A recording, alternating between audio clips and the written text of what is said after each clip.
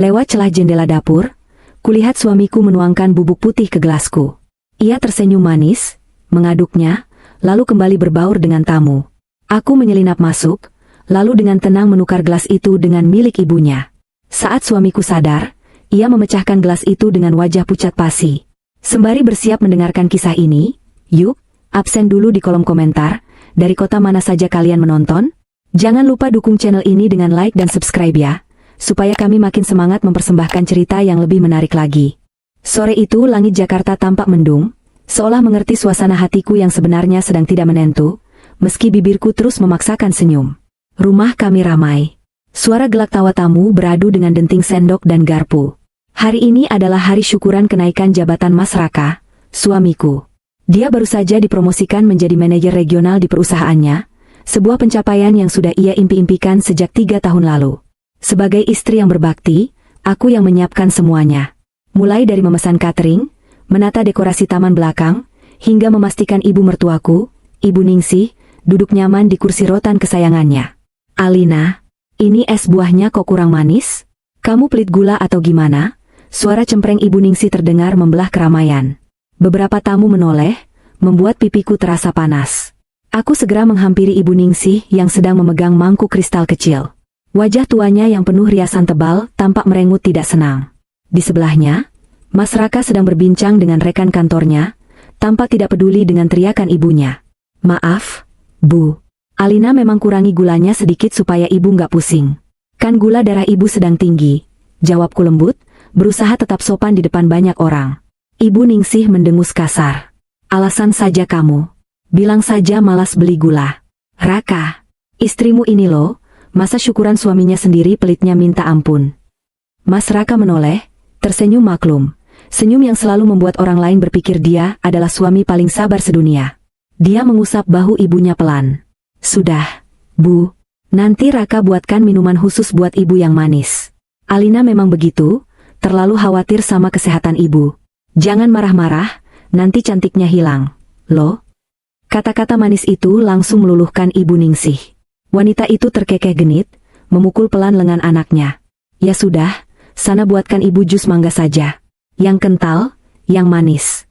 Jangan kayak buatan istrimu. Siap, bos, kata Raka sambil mengedipkan mata padaku. Sayang, aku ke dapur sebentar ya. Kamu temani tamu yang lain dulu. Aku mengangguk. Raka berlalu masuk ke dalam rumah menuju dapur. Awalnya aku berniat menyusulnya untuk membantu, tapi langkahku terhenti ketika salah satu tetangga mengajakku mengobrol soal tanaman hias. Setelah percakapan basa-basi itu selesai, aku merasa butuh udara segar. Halaman belakang rumah kami terhubung dengan pintu samping yang langsung menuju dapur. Dinding dapur kami memiliki jendela kaca besar yang menghadap ke taman samping, tempat aku biasa menjemur pakaian. Entah kenapa, kakiku melangkah ke sana.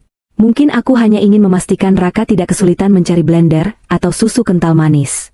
Namun, apa yang kulihat dari balik kaca jendela yang sedikit berembun itu, membuat darahku berhenti mengalir seketika. Mas Raka berdiri di depan meja bar dapur. Di hadapannya ada nampan berisi 3 gelas jus mangga yang sudah jadi. Warnanya kuning pekat, menggugah selera. Tapi bukan itu yang menjadi fokus mataku. Tangan kanan Raka memegang sebuah bungkusan kecil dari kertas puyer, seperti pembungkus obat sakit kepala warung, namun isinya adalah serbuk putih halus. Jantungku berdegup kencang, seolah memukul-mukul rongga dadaku. Apa itu? Dengan gerakan yang sangat tenang, terlalu tenang untuk seseorang yang sedang membuatkan minuman, Raka menuangkan serbuk putih itu ke dalam gelas yang berada di posisi paling kanan. Dia tidak menuangkannya ke semua gelas. Hanya satu. Gelas yang memiliki sedikit goresan kecil di bibirnya, gelas kesayanganku. Aku hafal betul gelas itu karena aku yang membelinya saat kami bulan madu di Bali. Setelah menuangkan bubuk itu, Raka mengambil sendok panjang. Dia mengaduk jus mangga di gelas kananku dengan perlahan, memastikan serbuk putih itu larut sempurna dalam cairan kental berwarna kuning tersebut. Lalu, dia tersenyum. Itu bukan senyum suami yang penuh kasih. Itu bukan senyum manis yang biasa ia tunjukkan pada ibunya atau rekan kerjanya. Itu adalah senyum dingin, penuh kepuasan, dan mengerikan. Senyum seseorang yang baru saja menyelesaikan sebuah masalah besar. Bulu kuduku meremang hebat. Rasa dingin menjalar dari ujung kaki hingga ke ubun-ubun. Instingku berteriak keras. Bahaya, lari. Tapi kakiku seperti terpaku di tanah. Aku melihat Raka meletakkan sendok, merapikan nampan, lalu menarik napas panjang, mengubah ekspresi wajahnya kembali menjadi Raka yang ramah dan hangat. Dia mengangkat nampan itu dan berjalan menuju pintu keluar dapur yang mengarah ke taman belakang tempat pesta berlangsung. Aku tersentak sadar. Aku harus bertindak. Aku tidak tahu racun apa itu, tapi aku yakin itu bukan gula tambahan. Suamiku berniat mencelakaiku. Di tengah pesta syukuran ini, di tengah keramaian orang, dia ingin menghabisiku dengan cara yang paling manis. Dengan gemetar, aku berlari kecil memutar lewat pintu samping, berusaha mendahului Raka sampai ke area meja prasmanan. Untungnya, Raka sempat berhenti sebentar karena disapa oleh Pak RT. Kesempatan itu tidak kusia-siakan. Aku masuk ke area pesta, berusaha mengatur napasku yang memburu. Raka berjalan mendekati meja bundar tempat Ibu Ningsih duduk. Aku mempercepat langkahku, memotong jalannya tepat sebelum dia meletakkan nampan itu di meja. "Sini Mas, biar aku bantu," kataku. Suaraku terdengar normal, membuatku sendiri takjub. Ternyata dalam keadaan terdesak, manusia bisa menjadi aktor yang hebat. Raka tampak sedikit terkejut, tapi dia tidak menolak. "Oh, makasih sayang. Ini jus mangganya. Hati-hati ya." Dia menyerahkan nampan itu padaku. Tanganku bersentuhan dengan tangannya. Dingin. Tangannya berkeringat dingin. Aku memegang nampan itu erat-erat. 3 gelas jus mangga. Aku tahu persis mana yang beracun. Gelas dengan goresan tipis di bibirnya, yang kini berada di sisi kanan nampan. Aku meletakkan nampan itu di meja. Ibu Ningsih sudah tidak sabar. "Lama banget sih, Raka. Ibu sudah haus." "Iya, Bu. Ini spesial buat Ibu," kata Raka, matanya melirik tajam ke arah gelas yang ada di sisi kanan. Dia ingin memastikan gelas itu sampai ke tanganku. "Wah, segar sekali kelihatannya," kataku riang. "Mas Raka memang paling pintar bikin jus." Di momen inilah aku harus bermain cepat. Ada momen ketika Raka menoleh ke belakang, karena ada suara gelas jatuh di meja prasmanan lain. Hanya 1 detik. 1 detik yang krusial. Dengan gerakan tangan yang cepat namun luwes, aku memutar posisi gelas di atas nampan. Aku menukar gelas bergores itu, gelas yang berisi racun, ke posisi di hadapan Ibu Ningsih. Dan gelas milik Ibu Ningsih, aku geser ke posisiku sendiri. Saat Raka kembali menoleh, semuanya sudah selesai. Posisi gelas sudah berubah, namun karena bentuk gelas dan warna jusnya sama persis, sekilas tidak ada yang berbeda. Kecuali bagi dia yang tahu letak gelas bergores itu. Tapi Raka tidak melihat detail itu sekarang, dia terlalu fokus pada wajahku. "Ayo diminum, Bu. Mumpung dingin," kata Raka, matanya menatapku lekat-lekat. Ada kilatan antisipasi di sana. Dia sedang menungguku mati. Aku mengambil gelas yang aman, gelas yang seharusnya untuk Ibu Ningsih, dan mengangkatnya. "Makasih ya, Mas." Raka tersenyum lebar, terlihat lega melihatku memegang gelas. Dia tidak sadar gelas itu sudah kutukar. Dia pikir aku memegang gelas beracun itu. Sementara itu, Ibu Ningsih dengan rakus menyambar gelas di hadapannya, gelas dengan goresan tipis, gelas yang berisi bubuk putih misterius. "Nah, ini baru mantap," seru Ibu Ningsih. Dia mengangkat gelas itu tinggi-tinggi, mendekatkannya ke bibirnya yang bergincu merah menyala. Aku melirik Raka lewat sudut mataku. Saat itulah aku melihat perubahan drastis di wajahnya. Matanya membelalak lebar saat melihat gelas di tangan ibunya.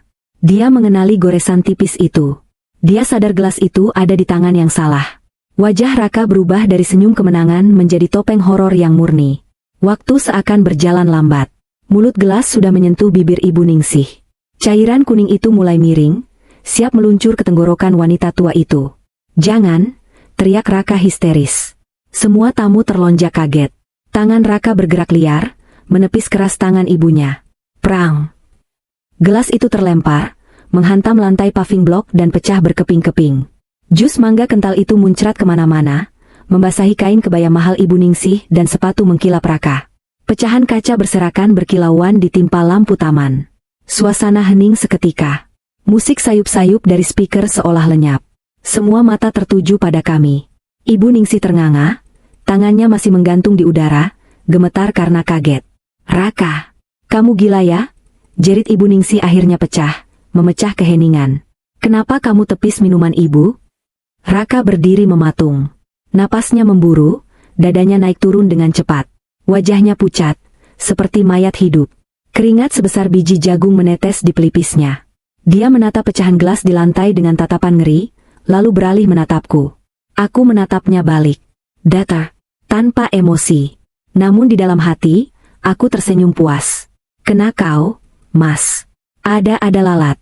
Gagap Raka, suaranya terdengar kering dan parau. Ada lalat hijau besar masuk ke gelas ibu tadi. Jorok. Bahaya kalau ketelan. Lalat? Ibu Ningsih melotot, lalu melihat kecipratan jus di lantai. Mana? Nggak ada lalat. Sudah terbang mungkin. Atau hancur? Raka beralasan cepat, suaranya sedikit meninggi karena panik. Dia mencengkeram bahu ibunya. Maaf, Bu. Raka refleks. Raka cuma nggak mau ibu sakit perut. Para tamu mulai berbisik-bisik. Alasan itu terdengar konyol, dan reaksi Raka terlalu berlebihan hanya untuk seekor lalat. Tapi Raka tidak peduli pada tamu. Matanya kembali menatapku. Tatapan itu penuh selidik, penuh ketakutan, dan pertanyaan besar. Apakah Alina tahu? Atau ini cuma kebetulan? Aku melangkah maju, pura-pura prihatin. Ya ampun, Mas Raka. Sayang banget jusnya. Padahal ibu sudah haus. Tapi untung Mas Raka sigap ya. Kalau lalatnya bertelur di situ gimana? Ih, ngeri. Aku berjongkok, berpura-pura hendak memungut pecahan kaca. Biar Alina bersihkan. Jangan sentuh, bentak Raka tiba-tiba. Aku berhenti, menatapnya dengan wajah polos yang kubuat-buat. Kenapa, Mas? Raka sadar dia baru saja membentak di depan umum. Dia berdeham, mencoba menetralkan suaranya. Bahaya, sayang. Tajam. Biar Bei Ina saja yang bersihkan nanti. Kamu duduk saja. Dia takut. Dia takut aku mengambil pecahan kaca itu, dan menemukan sisa serbuk yang belum larut. Dia ingin menghilangkan barang bukti. Aku berdiri perlahan, menepuk-nepuk rokku. Baiklah kalau begitu. Mas Raka memang perhatian sekali. Malam itu, pesta berlanjut dengan suasana canggung. Tapi bagiku, ini baru permulaan. Gelas yang pecah itu adalah gong pembuka perang di antara kami. Perang yang tak kasat mata, di mana nyawa menjadi taruhannya. Pesta berakhir lebih cepat dari yang dijadwalkan. Insiden gelas pecah itu merusak suasana hati Ibu Ningsih. Sepanjang sisa acara, mertuaku itu terus menggerutu, menyalahkan kesialan hari ini pada apa saja. Mulai dari posisi bulan, hari pasaran Jawa, hingga tentu saja, diriku. Coba kalau kamu yang buatkan minum dari awal, Raka nggak perlu repot-repot ke dapur dan nggak bakal ada lalat masuk. Omel Ibu Ningsih saat aku sedang membereskan sisa piring kotor di meja taman. Aku hanya diam, menunduk patuh seperti menantu bodoh yang biasa ia kenal. Namun, mataku tetap waspada. Dari sudut mata, aku melihat Raka. Suamiku itu tidak membantu membereskan apa-apa. Dia duduk di pojok teras, merokok, kebiasaan yang katanya sudah ia hentikan setahun lalu. Asap rokok mengepul tebal di sekitar wajahnya yang tegang. Matanya tidak lepas dari area tempat pecahan gelas tadi berserakan. Bei Inah, asisten rumah tangga kami yang pulang pergi, datang membawa sapu dan pengki. Biar bibi sapu, Bu, kata Bei Inah. Jantungku berdesir. Raka langsung berdiri tegak, membuang rokoknya dan menginjaknya kasar. Dia berjalan cepat menghampiri Bei Inah. Biar saya saja, Bei. Bibi cuci piring saja di belakang. Ini bahaya, kacanya halus, kata Raka, merebut sapu dari tangan wanita tua itu. Nggak usah Den Raka. Masa Aden yang nyapu, tolak Bei Inah sungkan. Saya bilang, biar saya saja. Nada suara Raka meninggi, membuat Bei Inah terlonjak kaget. Sana ke belakang. Bei Inah mengangguk takut-takut dan buru-buru pergi. Raka mulai menyapu pecahan kaca itu dengan gerakan kaku dan tergesa-gesa. Dia mengumpulkan semua serpihan, bahkan sampai menyeka cairan jus yang lengket dengan tisu dapur dalam jumlah banyak. Dia memastikan tidak ada setetes pun yang tertinggal. Aku mengamatinya dari balik pintu kaca ruang tengah. Dia tidak membuang sampah itu ke tong sampah dapur biasa. Dia memasukkan semua pecahan kaca dan tisu kotor itu ke dalam kantong plastik hitam, mengikatnya mati dengan simpul ganda, lalu membawanya keluar menuju tong sampah besar di depan pagar rumah. Dia ingin memastikan bukti itu lenyap di angkut tukang sampah besok pagi. Malam semakin larut. Ibu Ningsih sudah masuk ke kamar tamu di lantai bawah, lelah setelah seharian menjadi ratu pesta. Kini tinggal aku dan Raka di ruang tengah yang sunyi. Kamu nggak tidur? Tanya Raka. Suaranya terdengar normal, tapi ada getaran halus di sana. Dia berdiri di ambang pintu kamar kami, menatapku yang masih duduk di sofa. Aku menatapnya. Laki-laki yang selama 5 tahun ini tidur di sampingku. Laki-laki yang berjanji melindungiku di depan penghulu dan ayahku. Laki-laki yang tadi sore mencoba membunuhku. Rasanya aneh. Ada rasa sakit yang menusuk, tapi rasa takut dan marah jauh lebih mendominasi. Aku tidak boleh lengah. Jika aku tidur di kamar yang sama dengannya malam ini, siapa yang menjamin aku akan bangun besok pagi? Mungkin bantal akan menekan wajahku saat aku terlelap. Aku tidur di kamar atas malam ini, jawabku datar. Kamar atas adalah kamar tamu yang jarang dipakai, kuncinya masih berfungsi dengan sangat baik. Alis Raka berkerut. Kenapa? Kamu marah soal gelas tadi? Itu kan kecelakaan, sayang. Ibu juga sudah nggak marah kok. Dia mendekat, mencoba menyentuh tanganku. Aku refleks menarik diri. Gerakan itu terlalu kasar untuk disembunyikan. Raka terhenti. Matanya menyipit. Alina, kamu kenapa? Aku cuma pusing. Masuk angin sepertinya. Aku nggak mau nularin kamu, besok kan hari pertama kamu kerja dengan jabatan baru. Alasanku cepat. Raka menatapku lama. Dia sedang menilaiku. Mencari tanda-tanda apakah aku tahu rahasianya. Aku berusaha memasang wajah lelah yang meyakinkan. Akhirnya, bahunya turun sedikit. Dia tampaknya percaya. Atau setidaknya, dia tidak ingin memaksaku dan membuatku curiga. Ya sudah. Minum obat, terus istirahat. Perlu aku buatkan teh hangat? Tawar Raka. Pertanyaan itu membuat perutku mual. Teh hangat? Dengan tambahan sianida mungkin? Nggak usah, tolakku cepat. Aku cuma butuh tidur. Tanpa menunggu jawabannya, aku naik ke lantai 2. Aku masuk ke kamar tamu, menutup pintu, dan memutar kuncinya 2 kali. Aku juga menggeser sebuah lemari kecil untuk mengganjal pintu. Berlebihan? Mungkin. Tapi aku sedang berhadapan dengan pembunuh berdarah dingin. Malam itu aku tidak bisa tidur. Setiap suara langkah kaki di lorong membuatku terjaga. Aku mendengar Raka mondar-mandir di lantai bawah sampai pukul 2 pagi.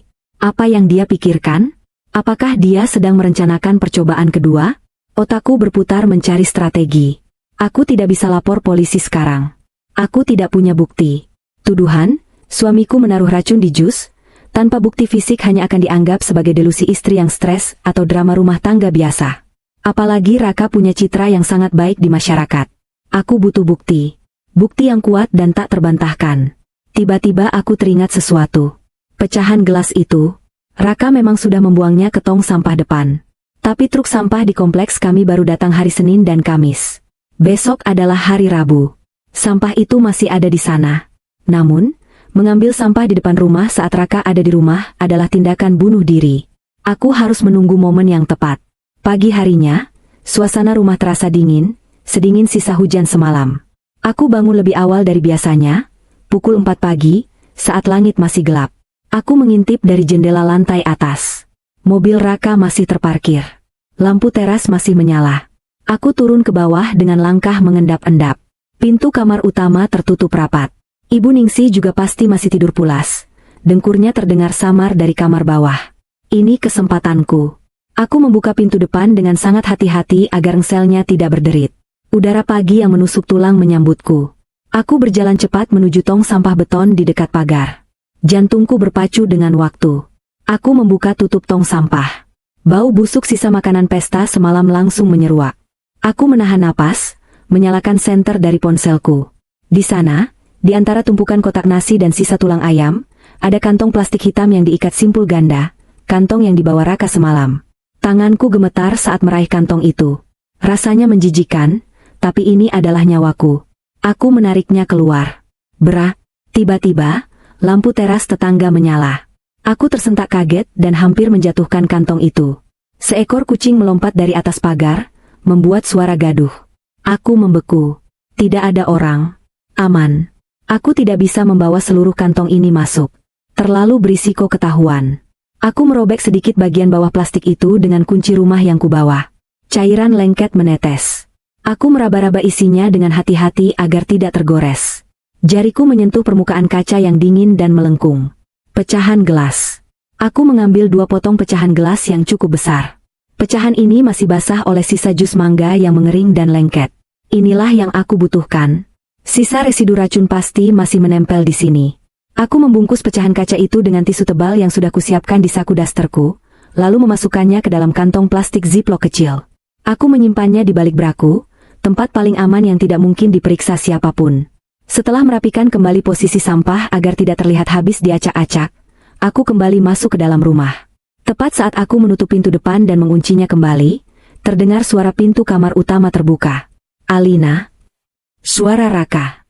Aku membalikkan badan, berusaha menormalkan detak jantungku yang seperti genderang perang. Raka berdiri di ambang pintu kamar dengan wajah bantal, rambut acak-acakan, menatapku curiga. "Ngapain kamu di depan jam segini?" tanyanya, matanya menyipit tajam. Aku mengangkat tangan kananku yang memegang sapu lidi, benda yang sempat kusambar di dekat pintu tadi sebagai alibi. "Ada kucing berantem di teras, Mas." "Berisik banget, aku takut pot bunga ibu pecah kesenggol. Jadi aku usir." Jawabku lancar. Kebohongan mulai terasa alami di lidahku. Raka menatapku, lalu menatap sapu di tanganku. Dia diam beberapa detik, seolah menimbang-nimbang kebenaran ucapanku. "Oh," gumamnya singkat. Kecurigaan di matanya belum hilang sepenuhnya, tapi dia terlalu mengantuk untuk menginterogasi lebih lanjut. "Ya sudah, buatkan kopi." Kepalaku pusing. "Iya, Mas." Aku berjalan menuju dapur, melewati Raka. Saat melewatinya, aku bisa mencium aroma tubuhnya yang dulu begitu kuja, aroma maskulin yang kini terasa seperti aroma kematian. Di dapur, sambil menyeduh kopi, tanganku meraba dada kiriku. Pecahan kaca itu masih di sana, dingin menempel di kulitku. "Ini adalah tiketku untuk membongkar kebusukanmu, Mas. Tunggu saja. Perang dingin ini baru saja dimulai, dan aku tidak berniat untuk kalah." Siang itu, aku beralasan hendak belanja ke pasar pada Ibu Ningsih. Padahal, tujuanku adalah menemui Arini, sahabat lamaku yang bekerja sebagai analis di laboratorium forensik swasta. "Tolong cek ini, Rin." "Rahasia," kataku sambil menyerahkan bungkusan plastik ziplock itu pada Arini di sebuah kafe tersembunyi. Arini mengerutkan kening melihat pecahan kaca yang lengket itu. "Ini apa, Al? Jus mangga? Kamu kenapa sih? Wajahmu pucat banget." "Tolong cek saja kandungannya. Apapun yang tidak wajar. Terutama racun," bisikku. Mata Arini membelalak. "Racun? Al, kamu serius? Siapa yang?" "Nanti aku jelaskan kalau hasilnya sudah keluar. Tolong ya, Rin. Secepatnya. Nyawaku mungkin tergantung dari hasil ini." Arini menatapku dalam-dalam, melihat keseriusan dan ketakutan di mataku. Dia mengangguk tegas. "Oke. Besok sore hasilnya keluar. Aku prioritaskan." Aku pulang ke rumah dengan perasaan sedikit lega, namun ketegangan kembali mencekik saat melihat mobil Raka sudah ada di garasi. Kenapa dia pulang cepat?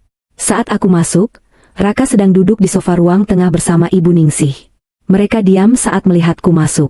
Ada atmosfer yang aneh. "Dari mana kamu?" tanya Raka dingin. "Pasar," jawabku singkat, mengangkat kantong belanjaan berisi sayuran. "Pasar kok lama banget? Tadi Mas Raka telepon kamu berkali-kali nggak diangkat," sambar Ibu Ningsih. "HP-ku di tas, Bu." "Nggak dengar, suasana pasar ribut," elakku. Raka berdiri, berjalan mendekatiku. Dia mengambil kantong belanjaan dari tanganku, meletakkannya di lantai, lalu mencengkeram pergelangan tanganku. Cengkeramannya kuat, menyakitkan. "Jangan bohong, Alina," desisnya pelan di telingaku, sementara tubuhnya menghalangi pandangan Ibu Ningsih. "Aku tadi lewat pasar. Mobilmu nggak ada di sana." Darahku berdesir. Dia membuntutiku? Atau hanya menggertak? "Aku parkir di belakang, Mas. Di tempat yang teduh," jawabku tenang, menatap matanya tanpa kedip. "Kamu kenapa sih, Mas? Aneh banget dari kemarin. Paranoid." Aku membalikan tuduhan itu padanya. Raka terdiam, rahangnya mengeras. Dia melepaskan tanganku dengan kasar.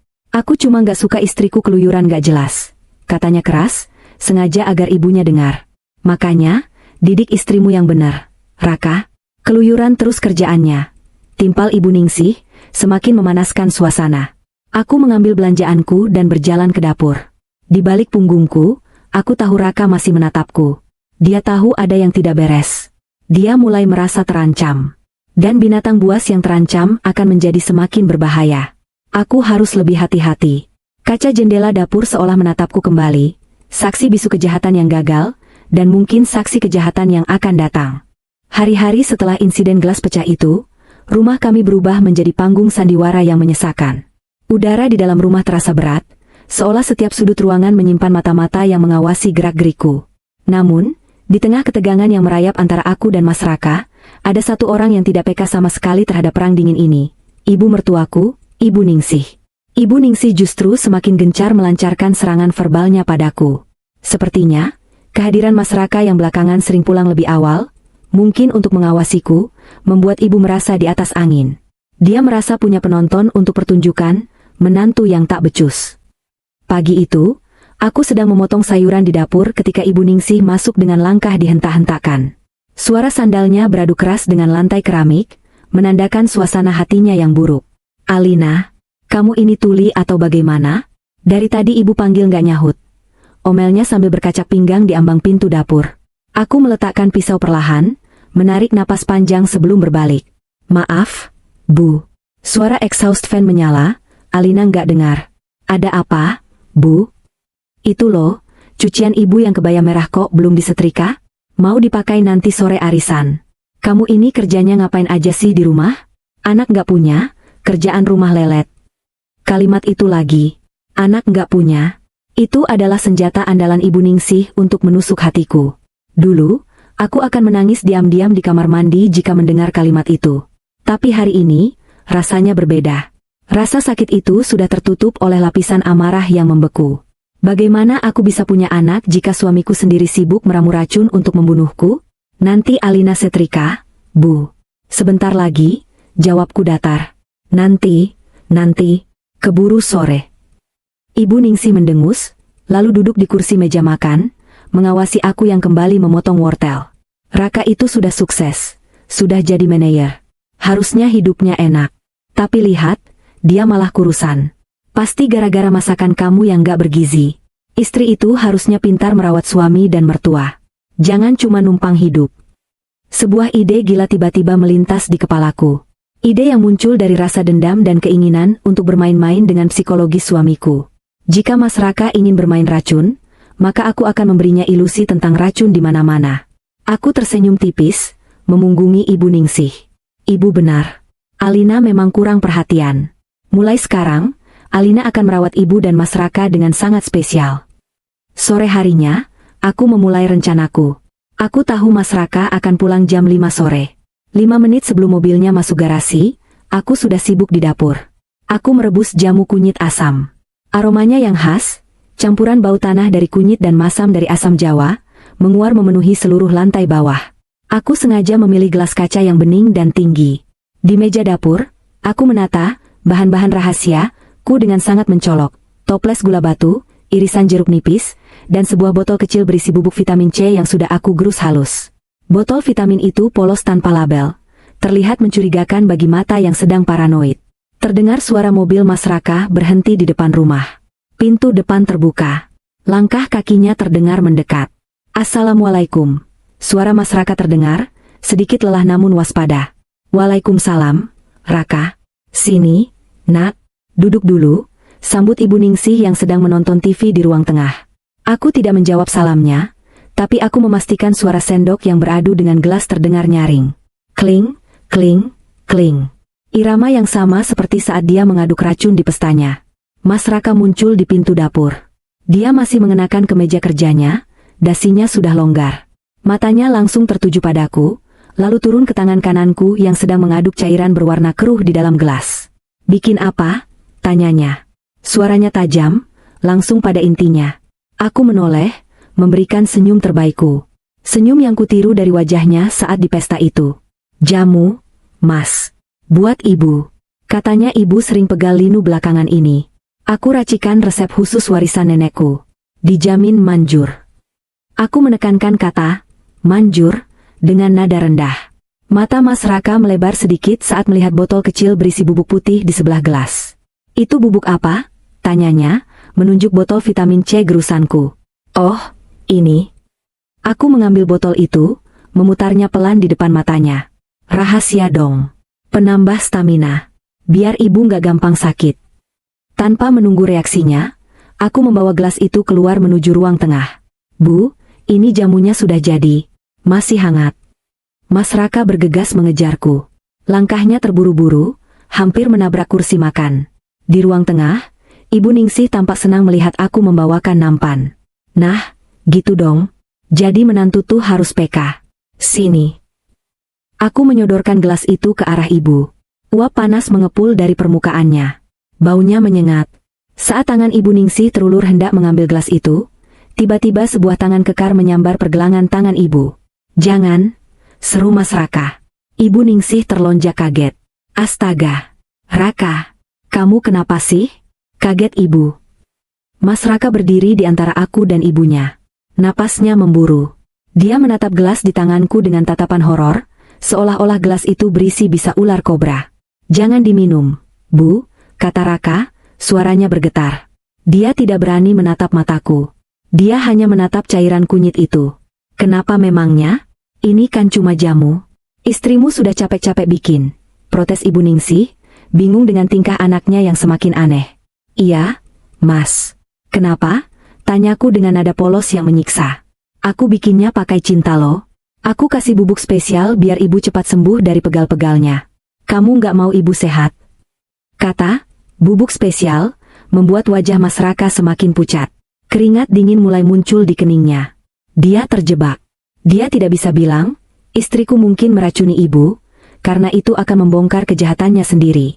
Tapi dia juga tidak berani membiarkan ibunya meminum cairan itu, karena ketakutannya sendiri. Baunya aneh, elak Raka gagap. "Kunyitnya kayaknya sudah busuk." "Jangan, Bu. Nanti ibu sakit perut." "Busuk apanya? Baunya segar begini kok." Ibu Ningsih bersikeras, mencoba meraih gelas itu lagi. "Sini ah, ibu haus." "Aku bilang jangan," bentak Raka keras. Dia merebut gelas itu dari tanganku dengan kasar. Cairan jamu itu tumpah sedikit mengenai tangannya yang gemetar. Tanpa pikir panjang, Raka berjalan cepat ke arah pot tanaman besar di sudut ruangan, dan menuangkan seluruh isi gelas itu ke tanah. Biur. Habis. Jamu kunyit asam yang nikmat itu, kini meresap ke tanah hitam pot monstera. Keheningan melanda ruang tengah. Ibu Ningsih melongo, mulutnya terbuka lebar. Aku berdiri diam, memegang nampan kosong dengan wajah pura-pura sedih. "Ya Allah, Raka." Ibu Ningsih berkata lirih, matanya berkaca-kaca. "Kamu kenapa jadi kasar begini sama ibu? Kamu buang rezeki? Istrimu sudah buatkan?" "Raka cuma mau jaga ibu," potong Raka defensif, namun matanya liar menatapku. "Zaman sekarang banyak bahan makanan nggak higienis. Alina kan nggak ngerti milih kunyit yang bagus. Nanti kalau ibu keracunan gimana? Siapa yang repot?" Dia membalikkan badan, menatapku dengan sorot mata penuh ancaman sekaligus ketakutan. "Mulai sekarang, Alina nggak usah buatkan apa-apa buat ibu. Biar Bei Inah saja. Atau beli di luar. Kamu nggak usah sok rajin." Aku menunduk, menyembunyikan senyum puas di sudut bibirku.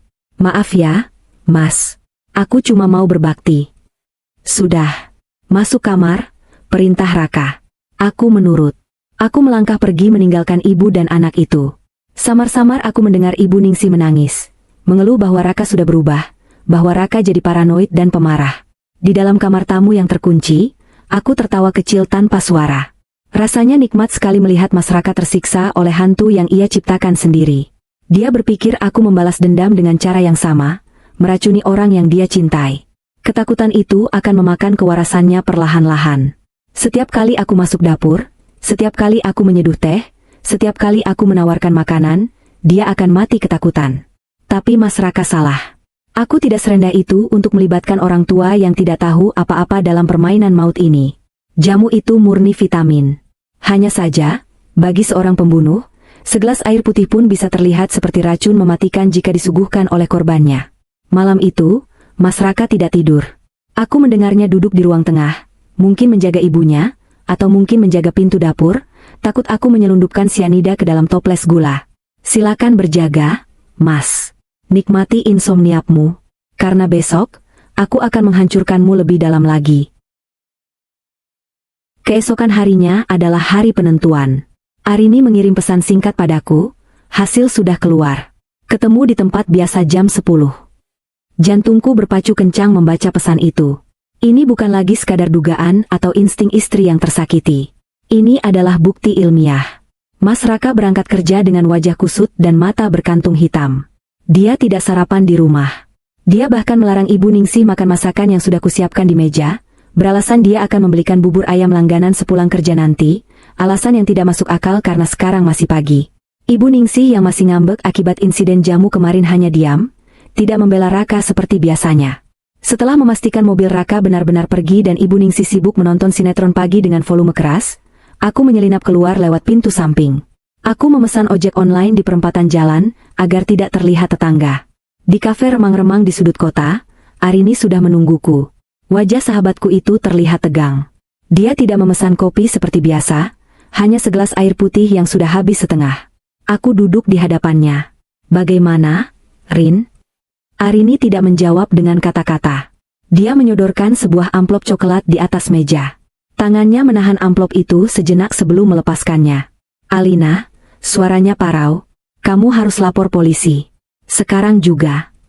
Duniaku seakan berhenti berputar. Aku membuka amplop itu dengan tangan gemetar.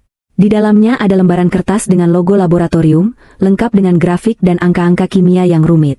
Tapi mataku langsung tertuju pada kesimpulan di bagian bawah yang dilingkari tinta merah oleh Arini. Positif, arsenik, as, konsentrasi tinggi. Dosisnya cukup untuk membunuh gajah. Al, bisik Arini ngeri. Kalau kamu minum jus itu, kamu gak akan sampai ke rumah sakit. Kamu akan mati dalam hitungan menit dengan rasa sakit yang luar biasa. Gagal jantung, kerusakan organ dalam itu pembunuhan berencana yang sadis. Air mataku menetes. Bukan karena sedih, tapi karena validasi. Aku tidak gila. Suamiku, pria yang pernah bersumpah sehidup semati denganku, benar-benar menginginkan kematianku. Makasih, Rin, kataku sambil memasukkan kembali kertas itu ke dalam amplop. Aku berhutang nyawa padamu. Kamu mau ke kantor polisi sekarang? Aku antar, tawar Arini, meraih tasnya. Aku menggeleng pelan. Belum. Apa maksudmu belum? Dia mau membunuhmu, Alina. Kamu mau nunggu percobaan kedua? Arini hampir berteriak, membuat beberapa pengunjung menoleh. SSTT, aku menenangkan. Bukti ini kuat, tapi aku butuh motif. Kalau aku lapor sekarang, pengacara Raka yang mahal itu bisa memutarbalikkan fakta. Dia bisa bilang aku yang menaruh racun itu sendiri untuk menjebaknya, atau bilang itu kecelakaan pestisida. Raka punya citra bersih, Rin. Aku butuh sesuatu yang lebih solid untuk memastikan dia membusuk di penjara seumur hidup. Dan lebih dari itu, aku ingin dia hancur dulu sebelum ditangkap.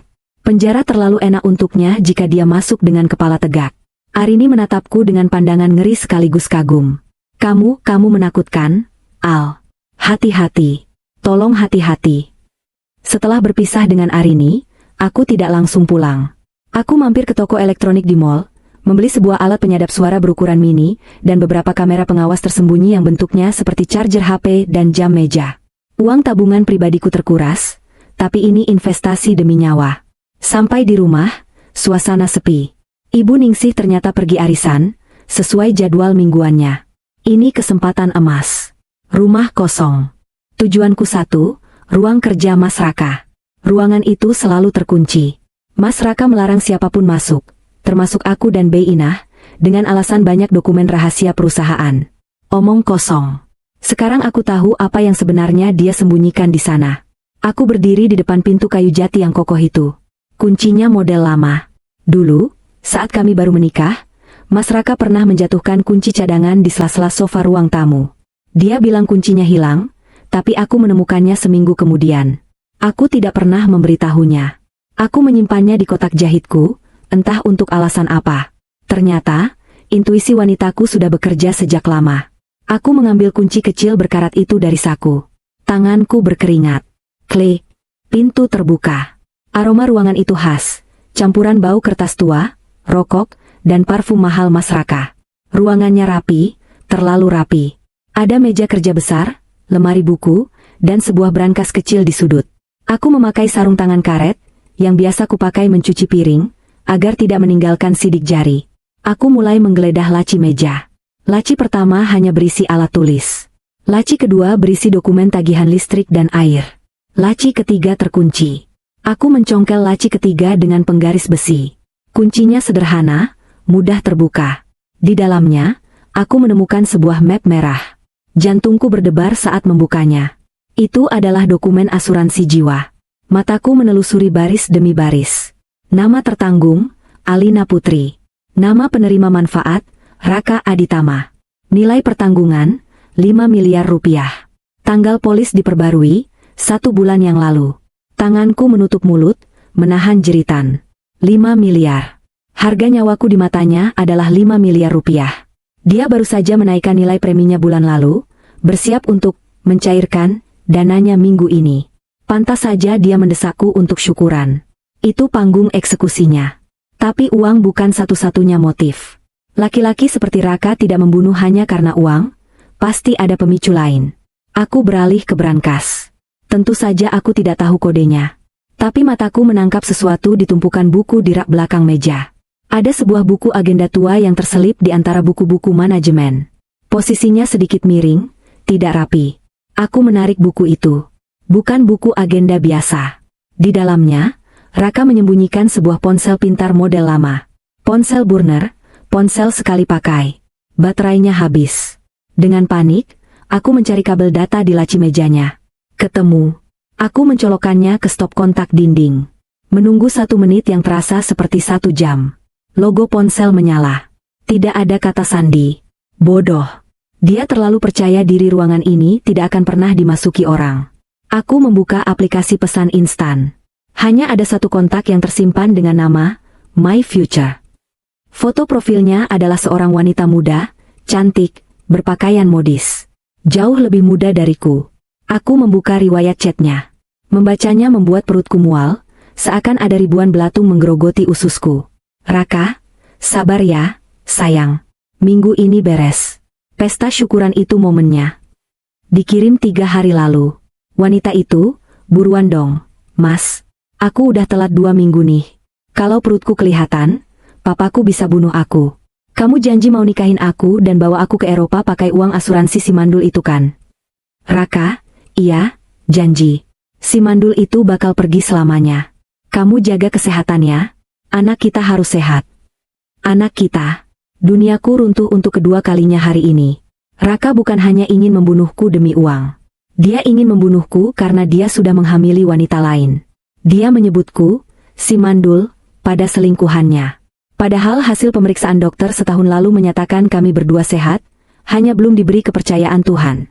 Ternyata, dia yang bermain api. Aku memotret semua layar chat itu dengan ponselku sendiri. Aku memotret polis asuransi itu.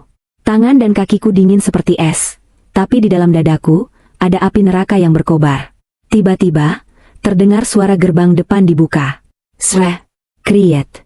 Mobil Raka. Kenapa dia pulang jam segini? Ini baru jam 2 siang. Aku panik. Aku segera mencabut ponsel itu, mengembalikannya ke selipan buku. Aku memasukkan map merah kembali ke laci dan menutupnya rapat-rapat. Aku menyambar kunci, berlari keluar ruangan, dan mengunci pintu kembali. Baru saja aku sampai di dapur dan pura-pura minum air, pintu depan terbuka.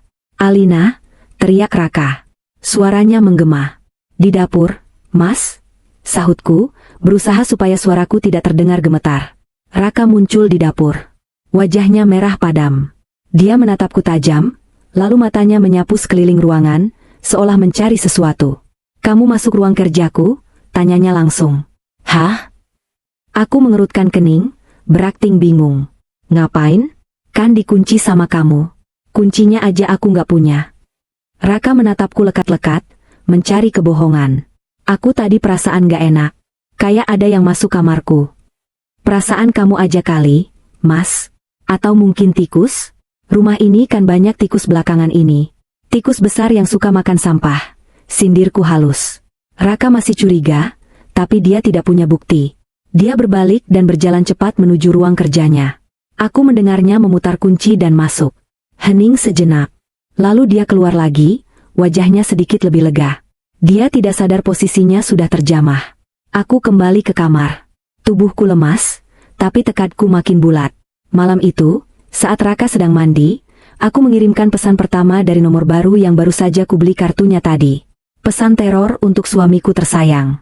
Aku mengetik dengan jari yang mantap. Jus mangganya enak. Raka, sayang sekali gelasnya pecah. Tapi tenang, aku tahu resep rahasianya, bubuk arsenik. Dan aku juga tahu tentang My Future dan bayi haramnya. Terkirim. 1 menit kemudian, aku mendengar suara benda jatuh di kamar mandi. Lalu hening. Selamat menikmati makan malam nerakamu, suamiku.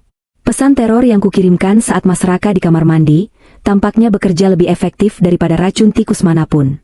Ketika pintu kamar mandi terbuka, uap panas keluar bersamaan dengan sosok suamiku yang tampak berantakan.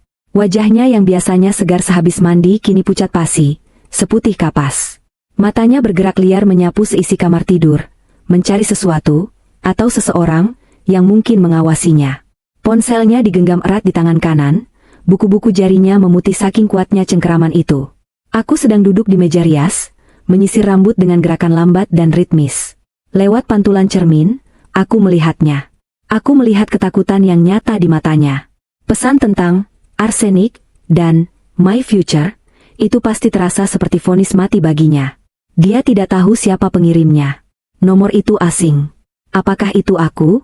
Apakah itu selingkuhannya yang berkhianat? Atau ada orang ketiga yang tahu rahasia busuknya? Mas, kamu kenapa? Kok pucat begitu? Tanyaku tanpa menoleh, masih fokus pada rambutku. Suaraku kubuat sedangkal mungkin, tanpa emosi, hanya pertanyaan basa-basi seorang istri. Raka tersentak kaget mendengar suaraku, seolah aku adalah hantu yang baru saja menyapanya. Hah? Enggak apa-apa. Cuma airnya terlalu panas tadi. Aku pusing sedikit. Oh, jawabku singkat. Cepat ganti baju. Aku sudah masak makan malam spesial. Ibu sudah menunggu di bawah. Raka menelan ludah dengan susah payah. Jakunnya bergerak naik turun. Makan malam? Iya, makan malam. Kenapa? Kamu takut? Aku memutar kursi riasku, menatapnya lurus. Ada jeda 1 detik di mana matanya membelalak panik sebelum aku melanjutkan kalimatku dengan senyum manis. Takut kolesterol? Tenang saja, menunya sehat kok. Malam itu, aku mengubah ruang makan kami menjadi replika panggung sandiwara. Lampu ruang tengah kumatikan, hanya menyisakan lampu gantung tepat di atas meja makan yang memberikan sorotan fokus pada hidangan yang tersaji. Aku menata meja persis seperti posisi saat pesta syukuran beberapa hari lalu. Kursi Raka di ujung, kursi ibu di sisi kiri, dan kursiku di sisi kanan. Di tengah meja, asap mengepul dari mangkuk besar berisi rawon daging sapi. Kuahnya hitam pekat karena kluwek, legam seperti hati suamiku. Aromanya rempah yang kuat memenuhi ruangan. Biasanya aroma ini akan memancing selera makan, tapi malam ini, bagi Raka, aroma ini mungkin tercium seperti kematian. Ibu Ningsih sudah duduk manis. Wajahnya masih menyisakan kekesalan sisa pertengkaran soal jamu kemarin, tapi perutnya yang lapar membuatnya melupakan gengsi. Lama sekali sih kalian ini turunnya. Rawonnya keburu dingin. Omel Ibu Ningsih sambil mengetuk-ngetukkan sendok ke piring kosong. Aku turun tangga diikuti Raka yang berjalan gontai di belakangku. Dia terus-menerus mengecek ponselnya. Mungkin berharap ada pesan susulan atau mencoba melacak nomor misterius itu. Maaf, Bu. Mas Raka tadi pusing sedikit, kataku sambil mengambil posisi duduk. Raka duduk dengan kaku. Dia menatap mangkuk rawon di depannya dengan tatapan curiga. Dia tidak mengambil nasi. Tangannya diletakkan di bawah meja, kakinya bergoyang-goyang gelisah mengetuk lantai. Ayo mas, diambil nasinya. Mumpung hangat, tawarku, menyodorkan bakul nasi. Raka menggeleng pelan. Aku belum lapar. Kalian makan saja duluan. Kamu ini kenapa sih, Raka? Ibu Ningsih meletakkan sendoknya dengan kasar. Dari kemarin tingkahmu aneh. Tadi pagi nggak sarapan, siang nggak pulang, sekarang malam nggak mau makan. Kamu mau sakit? Kalau kamu sakit, siapa yang cari uang? Aku cuma kenyang, Bu. Tadi ada meeting di luar makan besar. Bohong Raka. Padahal aku tahu dia tidak makan apa-apa seharian karena takut diracun di mana-mana. Aku tersenyum tipis, lalu berdiri. Ya sudah kalau Mas Raka nggak mau makan. Tapi minum harus dong. Masa diam saja? Aku berjalan menuju meja samping tempat teko air berada. Di sana, aku sudah menyiapkan 3 gelas. Persis seperti formasi jus mangga itu. Aku menuangkan air putih dingin ke dalam gelas-gelas itu. Suara air yang mengucur terdengar sangat keras di ruangan yang sunyi itu. Lalu, aku melakukan gerakan yang sama persis dengan yang dilakukan Raka di dapur waktu itu. Aku mengambil sendok panjang, memasukkannya ke dalam salah satu gelas yang akan kuberikan pada Raka, dan mengaduk air putih yang sebenarnya bening itu. Kling kling kling. Suara adukan sendok beradu dengan dinding gelas. Irama yang konstan. Pelan. Menghipnotis. Mata Raka terpaku pada tanganku. Dia melihat gerakan mengaduk itu. Wajahnya semakin tegang. Keringat dingin mulai mengalir deras di pelipisnya, padahal AC ruangan menyala dingin. Dia pasti sedang memutar ulang ingatan saat dia mengaduk arsenik ke dalam jus manggaku. Gerakanku adalah cerminan dosanya. "Alina, kenapa air putih diaduk?" tanya Raka, suaranya parau, nyaris berbisik. Aku berhenti mengaduk. Aku menoleh padanya, memberikan senyum yang kuharap terlihat mengerikan di bawah sorot lampu temaram. "Oh, ini? Aku lagi nyoba resep baru, Mas.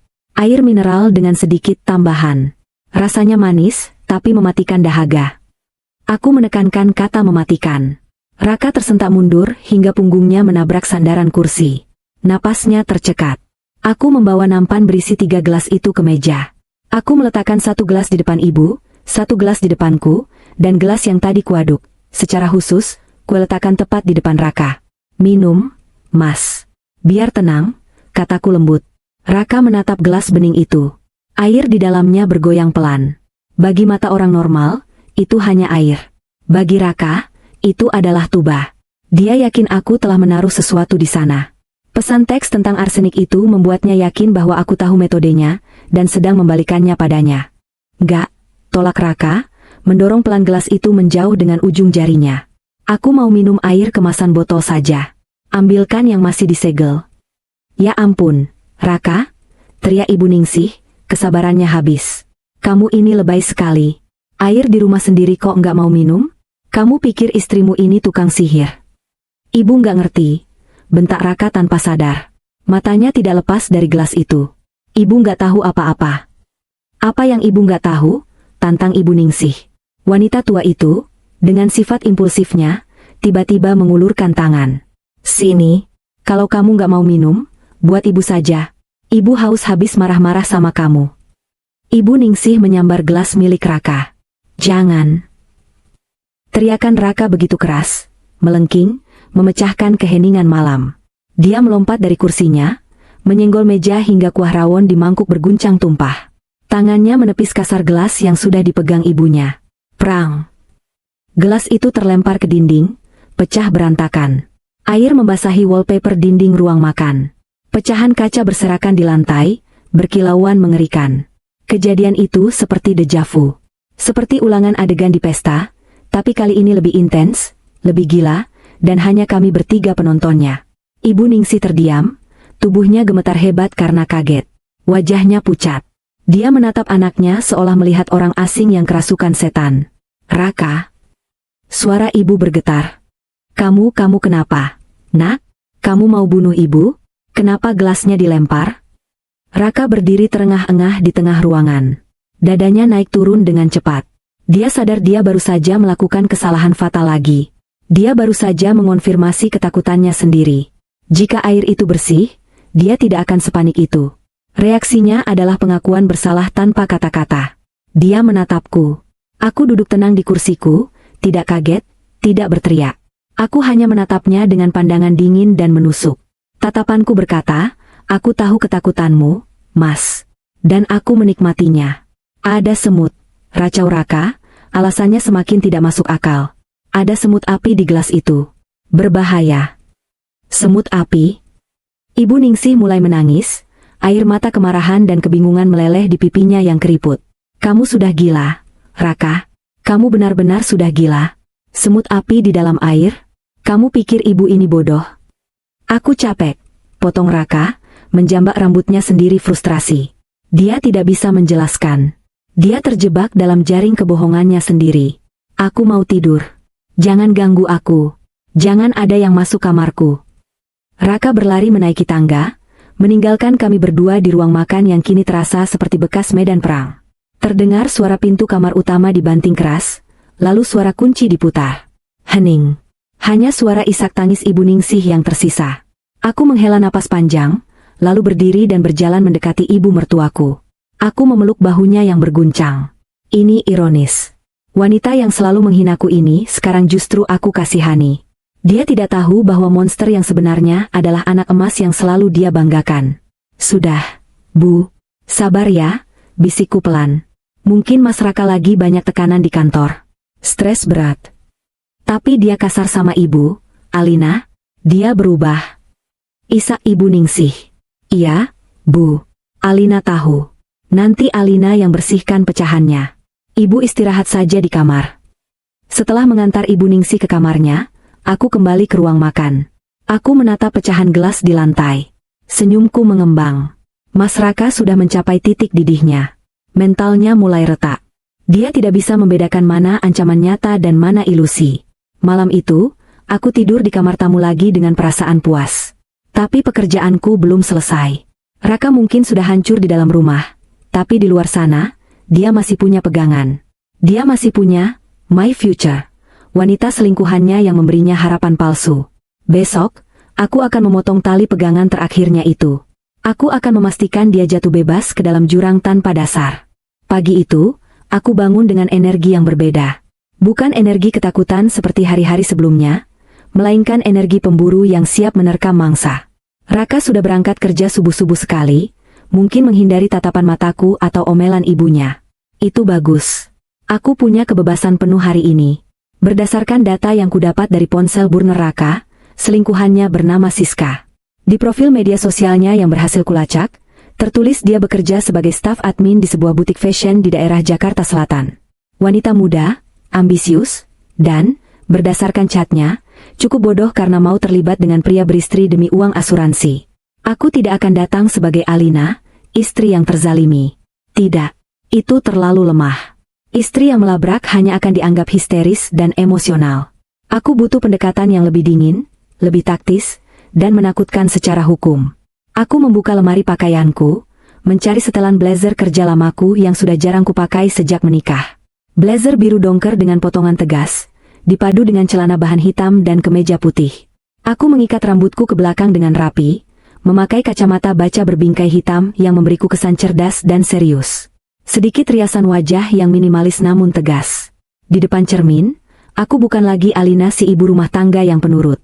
Aku adalah Ratna, investigator senior dari perusahaan asuransi. Perjalanan ke butik tempat Siska bekerja memakan waktu 1 jam. Sepanjang perjalanan, aku melatih intonasi suaraku. Harus tenang, berwibawa, dan sedikit mengintimidasi. Butik itu cukup mewah, dengan dinding kaca besar yang memajang manekin bergaun mahal. Aku mendorong pintu kaca dan lonceng kecil berdenting. Udara dingin AC dan aroma parfum mahal menyambutku. Di meja kasir, duduk seorang wanita muda yang sedang asyik memainkan ponselnya. Rambutnya dicat pirang kecoklatan, wajahnya cantik dengan riasan glowing, dan kukunya dipoles nail art yang rumit. Itu dia. Siska. My future, nya suamiku. Aku berjalan mendekat. Suara sepatu hak tinggiku mengetuk lantai marmer dengan irama tegas. Siska mendongak, tersenyum ramah khas pelayan toko. Selamat siang, Kak. Ada yang bisa dibantu? Lagi cari gaun pesta atau? Saya mencari saudari Siska Amalia, potongku datar, tanpa senyum. Senyum Siska sedikit memudar. Saya sendiri. Ada apa ya? Ada paket? Aku mengeluarkan kartu nama palsu yang semalam kucetak sendiri dengan printer di rumah. Kartu itu bertuliskan logo perusahaan asuransi ternama, perusahaan yang sama dengan polis asuransi Raka. Saya Ratna, dari Departemen Investigasi Klaim Khusus Anti Fraud Asuransi, kataku sambil menyodorkan kartu itu. Bisa bicara sebentar? Ini masalah yang sangat serius dan mendesak. Wajah Siska berubah bingung. Dia mengambil kartu itu, membacanya sekilas. Asuransi? Saya nggak punya asuransi di tempat kakak. Bukan asuransi Anda, kataku, menurunkan nada suaraku menjadi setengah berbisik namun penuh tekanan. Ini mengenai Bapak Raka Aditama. Anda mengenalnya, bukan? Nama itu membuat mata Siska melebar seketika. Gerak tubuhnya menjadi defensif. Dia melirik ke arah bosnya yang sedang melayani pelanggan di sudut lain. Raka? Saya kenal. Teman biasa. Kenapa memangnya? Elaknya, tapi suaranya bergetar. Aku tersenyum miring. Senyum yang meremehkan. Teman biasa? Data kami menunjukkan komunikasi intensif antara nomor Anda dan Bapak Raka. Tapi itu bukan urusan saya. Urusan saya adalah polis asuransi jiwa senilai 5 miliar atas nama istrinya, Ibu Alina. Siska terdiam, wajahnya mulai pucat. Begini, Mbak Siska, aku mencondongkan tubuh ke meja kasir, menatap matanya tajam. Polisi baru saja menghubungi kantor kami. Ada indikasi kuat percobaan pembunuhan berencana terhadap Ibu Alina menggunakan racun arsenik. Kami menemukan bukti pembelian racun dan rencana yang melibatkan pihak ketiga. Pembunuhan? Pekik Siska tertahan. Tangannya menutup mulutnya. SSTT, jangan berisik, tegurku dingin. Bapak Raka saat ini sedang dalam pemantauan ketat kepolisian. Bukti chat di ponsel rahasianya sudah disalin oleh tim siber. Di chat itu, ada seseorang yang mendesak Raka untuk segera membereskan istrinya demi uang asuransi. Aku melihat keringat mulai muncul di dahi Siska. Bedaknya yang tebal tidak bisa menyembunyikan ketakutannya. Saya kesini hanya untuk satu hal. Lanjutku, berbohong dengan sangat lancar. Kami ingin tahu apakah Anda korban manipulasi Raka, atau Anda adalah otak di balik rencana pembunuhan ini? Karena jika Anda terlibat, hukumannya adalah hukuman mati atau penjara seumur hidup. Uang 5 miliar itu tidak akan pernah cair. Yang cair hanyalah surat penahanan. Saya nggak tahu. Siska mulai panik, air matanya merebak. Sumpah, Mbak, saya nggak tahu dia pakai racun. Dia cuma bilang mau cerai. Dia bilang istrinya sakit-sakitan dan bakal meninggal sebentar lagi secara alami. Saya nggak nyuruh dia bunuh orang. Oh, ya. Aku mengangkat alis, berpura-pura skeptis. Tapi di chat, Anda menanyakan kapan, masalah, itu beres karena Anda butuh uangnya, kan? Itu bisa dianggap sebagai motivasi pembunuhan, Mbak Siska. Anda bisa dianggap sebagai accomplice atau sekongkol. Enggak. Siska menggeleng histeris. Saya nggak mau dipenjara. Saya masih muda. Saya lagi hamil. Hamil anak Raka, tembakku langsung. Siska mengangguk lemah, air matanya luruh. Hancur sudah pertahanannya. Aku menghela napas, berpura-pura kasihan. Dengar, Mbak Siska. Saya sebenarnya kasihan sama Mbak. Masih muda, cantik, masa depan panjang. Raka itu penipu. Dia menjadikan Mbak alat. Kalau dia tertangkap, dia pasti akan menimpakan semua kesalahan ke Mbak. Dia akan bilang Mbak yang menyuruhnya. Siska menatapku dengan mata sembab. Terus saya harus gimana, Mbak Ratna? Putuskan semua hubungan dengan dia. Sekarang, perintahku tegas. Blokir nomornya. Jangan pernah temui dia lagi. Kalau dia menghubungi Mbak, rekam dan lapor polisi. Jika Mbak masih berhubungan dengan dia, polisi akan menganggap Mbak sebagai partner kriminalnya. Anda mau anak Anda lahir di penjara? Siska menggeleng kuat-kuat. Ketakutan akan penjara jauh lebih besar daripada cintanya, atau keserakahannya, pada Raka. Dan satu lagi, tambahkan aku. Katakan padanya bahwa Anda tahu soal polisi yang sedang mengincar asuransinya. Katakan padanya Anda tidak mau ikut campur lagi. Baik, Mbak. Baik. Saya akan lakukan sekarang. Saya nggak mau terseret. Isak Siska. Aku menegakkan tubuh, merapikan blazerku. Misiku selesai. Aku telah menanam bom waktu di hubungan mereka. Pilihan yang bijak, Mbak Siska. Selamatkan diri Anda dan bayi Anda. Raka itu kapal karam. Jangan ikut tenggelam bersamanya. Aku berbalik dan berjalan keluar butik dengan langkah ringan. Di belakangku, aku mendengar Siska mengambil ponselnya dengan panik.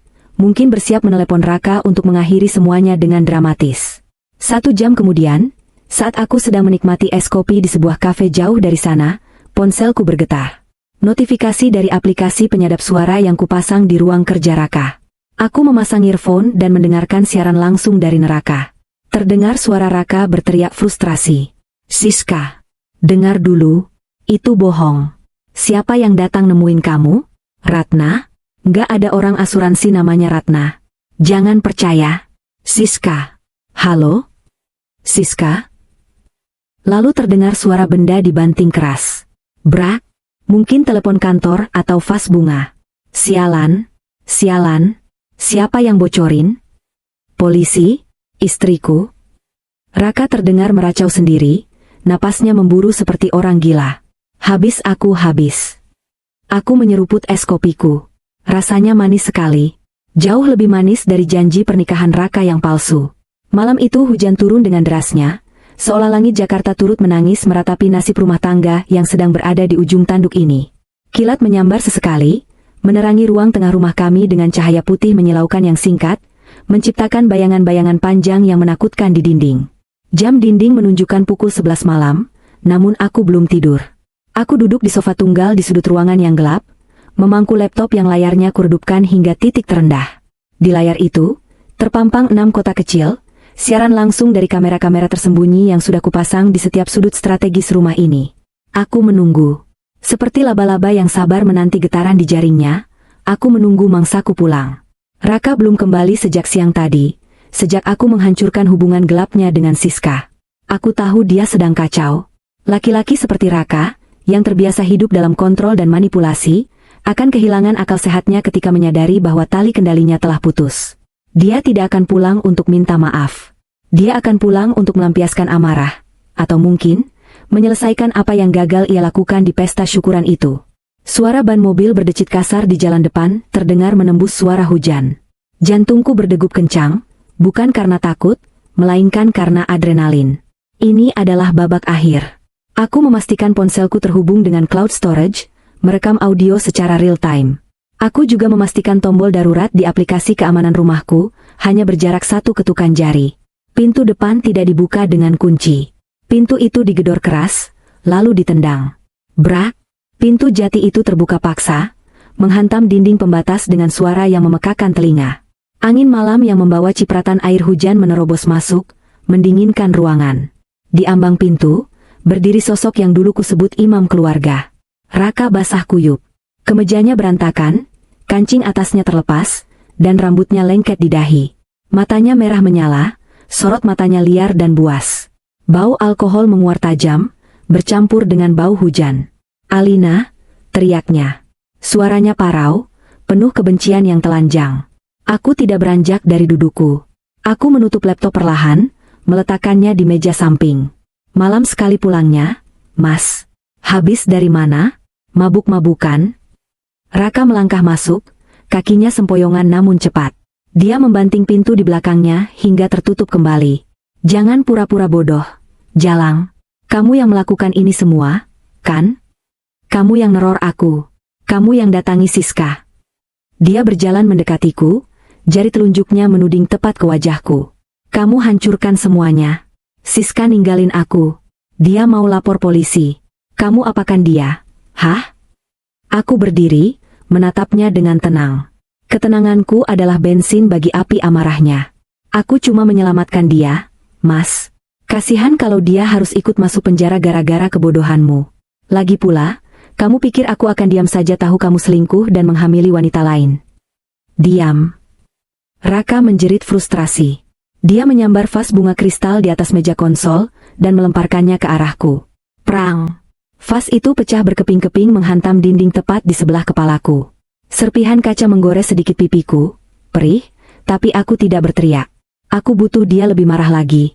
Aku butuh dia mengakui semuanya. "Kenapa, Mas? Kamu marah karena rencanamu gagal?" Tantangku, suaraku meninggi, memancingnya masuk lebih dalam ke perangkap. "Kamu marah karena aku nggak mati setelah minum jus mangga itu? Kamu marah karena uang asuransi 5 miliar itu melayang?" Mendengar angka 5 miliar disebut, Raka seperti banteng yang melihat kain merah. Dia menerjangku. Tangan besarnya mencengkeram leherku, mendorongku kuat hingga punggungku menghantam dinding keras. "Iya, memang kenapa?" Desis Raka tepat di depan wajahku. Ludahnya muncrat mengenai pipiku. Cengkeramannya menguat, memutus pasokan udaraku. "Harusnya kamu mati saja, Alina. Harusnya kamu telan arsenik itu dan mati diam-diam. Kenapa kamu harus secerdas ini? Kenapa kamu harus tukar gelas itu?" Kamera di atas lemari buku merekam semuanya. Audio di saku celanaku merekam setiap kata. Ini dia. Pengakuan yang kutunggu.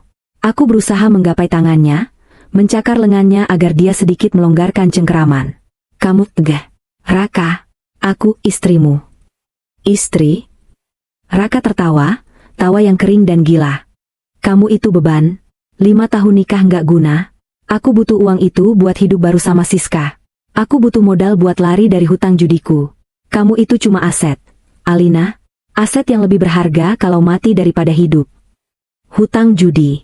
Jadi itu motif tambahannya. Fakta baru yang semakin memberatkannya. "Lepaskan sakit." Rintihku, pandanganku mulai berkunang-kunang. Ini bukan akting lagi. Raka benar-benar berniat membunuhku sekarang. Kekuatan fisiknya jauh di atasku. "Gak akan kulepas," teriak Raka, matanya membelalak gila. "Sekarang sudah kepalang tanggung. Siska sudah pergi, polisi sudah curiga, mending aku habisi kamu sekalian sekarang. Biar aku di penjara puas. Mati kamu. Mati." Dia mencekikku semakin kuat. Paru-paruku terbakar. Aku meronta, menendang kakinya, tapi dia tidak bergeming. Di ambang kesadaran, aku mendengar suara lain. Suara pintu kamar di lantai bawah terbuka. "Raka?" Suara itu lemah, bergetar, tapi terdengar jelas di tengah kegaduhan. Raka membeku. Cengkeramannya melonggar sedikit, memberiku celah untuk menghirup udara rakus. Kami berdua menoleh ke arah sumber suara. Di sana, di ambang pintu kamar tamu, berdiri Ibu Ningsih. Wajah tuanya pucat pasi, lebih putih dari kain kafan. Matanya terbelalak lebar, menatap horor pemandangan di depannya. Anak kesayangannya sedang mencekik istrinya sendiri. Ibu Ningsih mendengar semuanya. Dia mendengar tentang arsenik. Dia mendengar tentang Siska. Dia mendengar tentang uang asuransi dan hutang judi. Dia mendengar putranya menyebut menantunya sebagai aset yang harus mati. "Bu." Raka melepaskan tangannya dari leherku. Tubuhku merosot ke lantai, terbatuk-batuk hebat sambil memegangi leher yang terasa remuk. Raka mundur selangkah, tangannya gemetar. Wajah buasnya runtuh seketika, berganti menjadi wajah anak kecil yang ketahuan mencuri. "Bu, ini nggak seperti yang ibu dengar. Alina yang mulai." "Pembunuh?" bisik Ibu Ningsih. Suaranya nyaris tak terdengar, tapi kata itu menghantam Raka lebih keras daripada pukulan fisik. Ibu Ningsih memegangi dada kirinya. Wajahnya meringis kesakitan. Napasnya tersengal-sengal pendek. "Kamu mau bunuh Alina? Demi uang? Kamu anak durhaka." "Bu, dengerin Raka dulu." Raka melangkah mendekati ibunya, panik. "Jangan mendekat," jerit Ibu Ningsih dengan sisa tenaganya. Dia mundur, tapi kakinya lemas. Tiba-tiba, tubuh Ibu Ningsih menegang. Matanya mendelik ke atas. Tangannya mencengkeram daster batiknya kuat-kuat. Detik berikutnya, tubuh ringkih itu ambruk ke lantai dengan suara gedebuk yang menyayat hati. "Ibu!" teriak Raka histeris. Raka melupakan aku. Dia berlari menerjang ibunya yang tergeletak tak sadarkan diri di lantai. Dia mengguncang-guncang tubuh ibunya. "Bu, bangun, Bu, jangan mati. Bu, maafin Raka, Bu." Aku masih duduk di lantai, mengatur napasku yang satu-satu. Aku melihat adegan itu dengan tatapan kosong. Raka menangis meraung-raung, memeluk tubuh ibunya yang kaku. Dia baru saja membunuh ibunya sendiri dengan kebenaran yang dia ungkapkan. Ini bukan bagian dari rencanaku. Aku ingin Raka hancur, tapi aku tidak pernah merencanakan Ibu Ningsih menjadi korban fisik seperti ini. Namun, inilah karma. Ibu Ningsih yang selalu membela anaknya membabi buta, kini dihancurkan oleh anak itu sendiri. Suasana rumah malam itu berubah menjadi sirkus kekacauan. Sirine polisi dan ambulan bersahut-sahutan, menciptakan kakofoni yang memekakan telinga. Lampu sorot biru merah berputar-putar, menyapu wajah para tetangga yang berkerumun di depan pagar dengan payung mereka, penasaran dengan drama yang terjadi di rumah keluarga harmonis ini. Polisi mendobrak masuk tak lama setelah aku menekan tombol panik. Mereka menemukan Raka yang sedang histeris memeluk tubuh ibunya yang tak sadarkan diri, sementara aku duduk di sofa dengan leher merah lebam, tampak syok namun tenang. "Tangkap dia, Pak!" teriakku sambil menunjuk Raka, suaraku serak dan meyakinkan. "Dia mencoba membunuh saya. Dia mencekik saya." Dan ibunya serangan jantung melihat kelakuannya. Raka tidak melawan saat dua petugas polisi menariknya paksa dari tubuh ibunya. Tenaganya sudah habis. Dia hanya menatap kosong ke arah tim medis yang segera mengerubungi Ibu Ningsih, memasang masker oksigen dan menaikkan tubuh rentanya ke tandu. "Bu, Ibu." Gumam Raka lemah saat tangannya diborgol ke belakang. Salah satu polisi menghampiriku, bertanya dengan nada simpatik melihat kondisiku. "Ibu tidak apa-apa? Perlu ke rumah sakit juga?" Aku menggeleng lemah, memainkan peran korban dengan sempurna. Saya cuma memar. "Pak, tolong selamatkan mertua saya. Dan tolong ambil laptop itu. Di sana ada rekaman CCTV. Semuanya terekam. Pengakuannya, rencananya, semuanya." Wajah Raka pucat pasi saat mendengar kata CCTV. Dia menoleh ke arahku saat digiring keluar. Tatapan kami bertemu. Tidak ada lagi arogansi di matanya. Tidak ada lagi senyum manis manipulatif. Yang ada hanya keputusasaan yang gelap dan dalam. Aku membalas tatapannya dengan senyum tipis. Sangat tipis, hanya untuk dia lihat. Malam itu berakhir dengan Raka di sel tahanan polsek dan Ibu Ningsih di ICU. Aku Aku memberikan keterangan di kantor polisi ditemani pengacara yang sudah kusiapkan kontaknya sejak hari aku bertemu Arini. Bukti yang kuserahkan tak terbantahkan. Hasil lab residu arsenik pada pecahan gelas, rekaman suara dan video penganiayaan serta pengakuan lisan Raka, data chat dari ponsel burner yang berhasil disalin tim forensik, hingga kesaksian Siska yang akhirnya menyerahkan diri sebagai saksi kunci demi keringanan hukuman. Kasus ini menjadi viral. Suami manajer coba racuni istri demi 5 miliar judi online, menjadi tajuk utama berita kriminal selama seminggu penuh. Raka hancur lebur. Nama baiknya, karirnya, masa depannya, semuanya hangus terbakar oleh api keserakahannya sendiri. 3 bulan kemudian, pagi yang cerah, sinar matahari masuk menembus jendela kamar perawatan VVIP di rumah kami. Ya, Ibu Ningsih sudah pulang dari rumah sakit. Dia selamat, tapi tidak utuh. Serangan jantung malam itu memicu stroke iskemik berat yang melumpuhkan separuh tubuhnya dan merenggut kemampuan bicaranya. Aku masuk ke kamar ibu membawa nampan sarapan, bubur halus dan jus buah naga. Selamat pagi, Bu, sapa Kuryang. Ibu Ningsih duduk di kursi roda, menghadap jendela. Mendengar suaraku, dia menoleh kaku. Matanya, satu-satunya bagian tubuhnya yang masih bisa berekspresi bebas, menatapku. Dulu, tatapan itu penuh penghinaan dan kebencian. Sekarang, tatapan itu penuh ketakutan dan ketergantungan mutlak. Aku duduk di depannya, menyendokkan bubur. Ayo makan, Bu. Alina suapin ya. Raka kan gak bisa suapin ibu lagi. Mata Ibu Ningsih berkaca-kaca mendengar nama Raka. Bibirnya yang miring bergetar, mengeluarkan suara erangan tak jelas. Egek, SSTT, jangan sedih, kataku sambil menyeka sudut bibirnya dengan tisu. Alina janji bakal rawat ibu selamanya. Ini kan impian ibu? Punya menantu yang berbakti 24 jam? Sekarang terkabul. Kan? Kita berdua saja di rumah besar ini. Menghabiskan uang pensiunan Raka dan aset-aset yang sudah dibalik nama ke Alina sebagai ganti rugi perceraian. Ibu Ningsih menatapku ngeri. Dia tahu dia terjebak.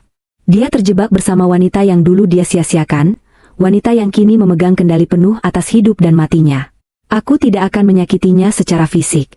Tidak, aku akan merawatnya dengan sangat baik agar dia panjang umur. Panjang umur untuk menyaksikan kejayaan menantunya dan kehancuran anaknya. Itu hukuman yang lebih kejam daripada kematian. Siangnya, aku berdandan rapi.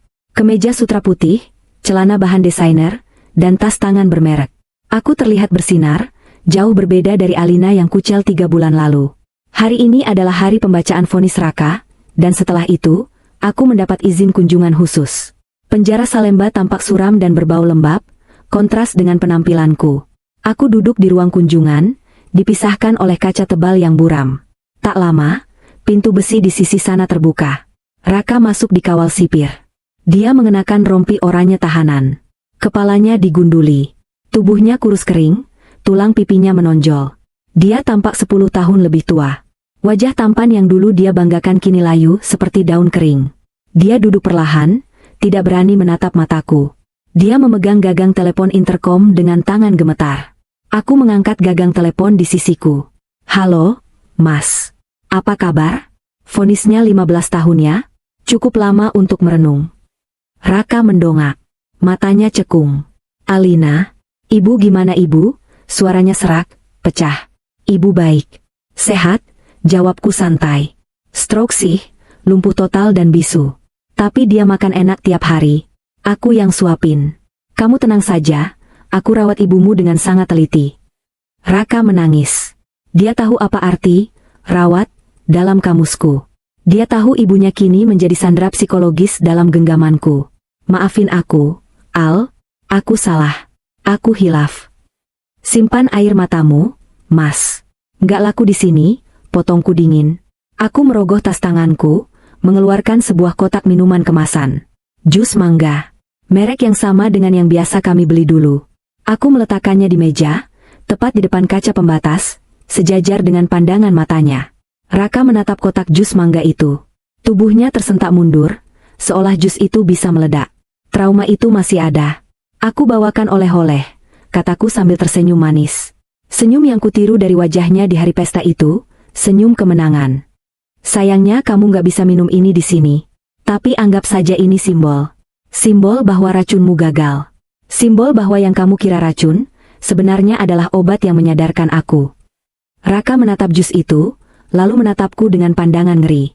Kamu iblis, Alina. Aku tertawa kecil, tawa yang renyah dan bahagia. Bukan, Mas. Aku cuma istri yang belajar dari suaminya. Kamu yang ngajarin aku jadi dingin, kan? Aku berdiri, merapikan bajuku. Nikmati waktumu di sini, Mas. Jangan khawatir soal rumah, soal uang, atau soal ibu. Semuanya aman di tanganku. Dan Siska?